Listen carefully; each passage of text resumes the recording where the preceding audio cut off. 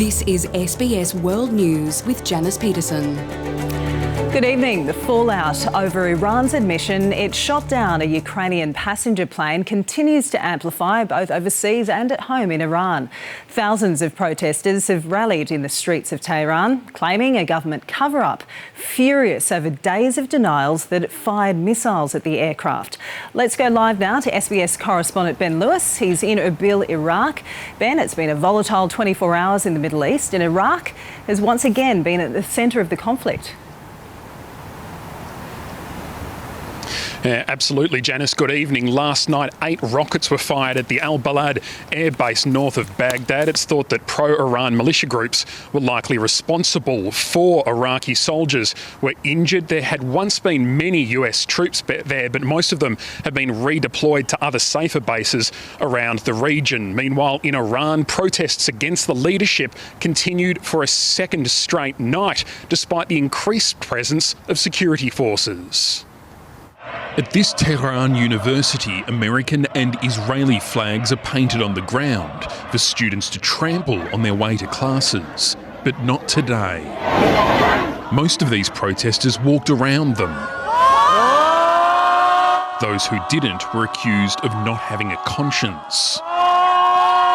Iran's leadership may have hoped that by admitting responsibility for shooting down the passenger plane, tempers abroad and at home would ease, but that hasn't been the case. This video appears to show crowds fleeing police who had fired tear gas. Some activists are claiming security forces also fired live rounds. The scenes are a throwback to November, where widespread unrest over a fuel hike led to a major security crackdown. Internet access was cut off across Iran, restricting communication. Amnesty International believes some 300 Iranians were killed then.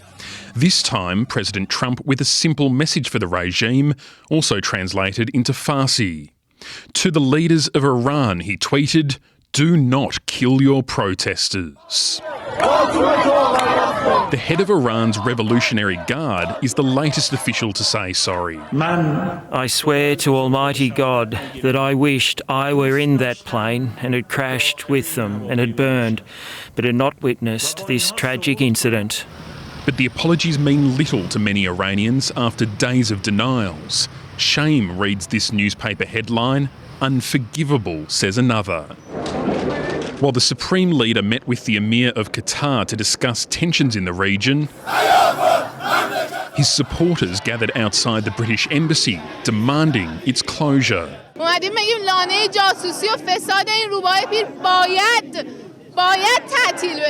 The UK's ambassador, Rob McCare, was arrested and detained for 3 hours by police after attending a vigil for the 176 victims. Britain, France and Germany condemning it as a violation of international law. Iran says his presence at the vigil was inappropriate. Some experts warn that while global pressure on Iran's leaders is high at the moment, major regime changes are unlikely. The only thing that is possible for the Iranians to do at the time is to offer some policy changes or to try to remove some of the hardliners in the regime. But a regime change will be really far from what can be possibly achievable now. The Ukraine International Airlines flight was downed shortly after Iran had launched missiles at 2 air bases hosting US forces in Iraq. That was in response to the assassination of General Qasem Soleimani in an American drone strike. Hezbollah's leader tonight demanding Iran and its proxies seek further retribution for the general's death. The decision to assassinate General Soleimani brought the United States and Iran to the brink of war, but serious questions are now being asked in Washington about the intelligence that led to the strike. The Pentagon chief has disputed Donald Trump's claim that the general was planning to attack 4 US embassies in the region, saying he hasn't seen any specific evidence alleging that. The Trump administration's justification for killing Qasem Soleimani remains unclear. The president on Saturday said it was in response to an imminent threat. I believe it would have been 4 embassies. But his own defence secretary struggled to clarify those remarks overnight, saying he hadn't seen evidence of a credible threat. response? Well, the president didn't say there was a tangible, he didn't cite a specific piece of evidence. What he said is he believed. Are you saying there wasn't one? I didn't see one with regard to 4 embassies. In defending the attack, the Trump administration has cited the president's power as commander-in-chief to defend US forces against imminent threats. But senior administration officials have told the Washington Post they were only aware of vague intelligence about a plot against the US Embassy in Baghdad, and the National Security Advisor has suggested the president made assumptions from the intelligence. But if General Soleimani was targeting 4 embassies, why weren't those embassies alerted? Why weren't they evacuated?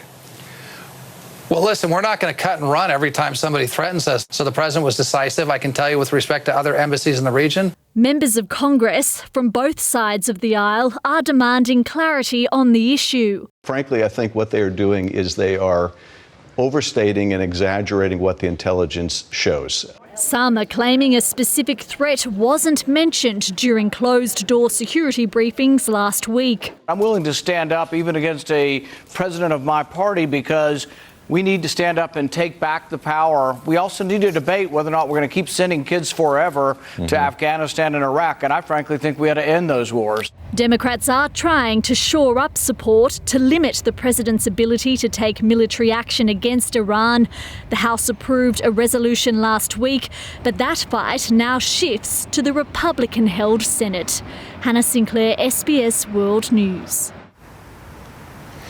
Amid fresh tensions in the Middle East, Australia is sending a warship to help monitor the Strait of Hormuz. HMAS Toowoomba has departed Western Australia and will join the US-led coalition to safeguard the vital shipping channel. Its mission is to protect oil supplies after a series of incidents last year sparked fears over freedom of navigation in the trading passage. HMAS Toowoomba Commander Richard Livingston says plans are in place if another military conflict breaks out in the region. The government and the ADF have no interest in sending us into an area of higher threat if the assessment is such that we don't need to be there. So we will remove ourselves from that if required. HMAS Toowoomba will be in the region for 6 months, and Janice will have 190 sailors on board. Appreciate the update. That is Ben Lewis joining us live from Erbil in Iraq.